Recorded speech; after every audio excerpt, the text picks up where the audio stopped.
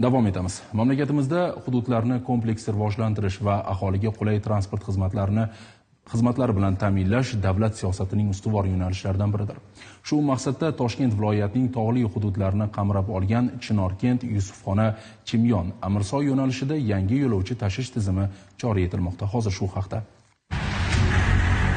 Chinorkent, Yusufxona, Chimyon, Amirsoy yo'nalishida yangi mikroavtobuslar qatnovi yo'lga qo'yiladi. Endi Toshkent viloyatining tog'li hududlariga qatnov yanada qulaylaşmoqda. Tosh shahar trans xizmat tasarrufidagi Tosh avtobus trans mas'uliyati cheklangan jamiyat tomonidan 20 ta zamonaviy rusumdagi mikroavtobuslar xarid qilindi. Toshkent viloyati Bo'stonliq tumani aholisini jamoat transport bilan ta'minlash va sayyohlik markazlariga, ya'ni Chinorkent, Hojikent, Amirsoy, Layner shu kabi dam olish markazlari orqali yo'nalishlar rejalashtirilmoqda. Loyiha prezident qarori asosida amalga oshirilib, yangi yo'lovchi tashish tizimi joriy etilyapti.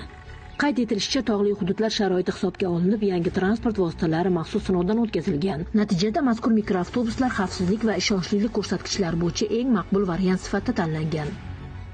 Yangi qatnovlar mahalliy aholi uchun harakatlanish imkoniyatini kengaytiradi. Chinorkent, Chimyon, Amirsoyga borayotgan sayyohlar uchun yanada qulay sharoit yaratadi.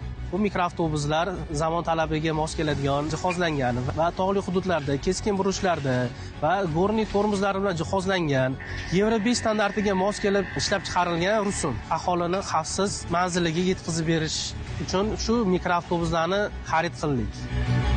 Mutaxassislarning aytishicha, yangi qatnovlar yo'lga qo'yilishi tog'li hududlarga sayohat qiluvchilar oqimini ham oshiradi.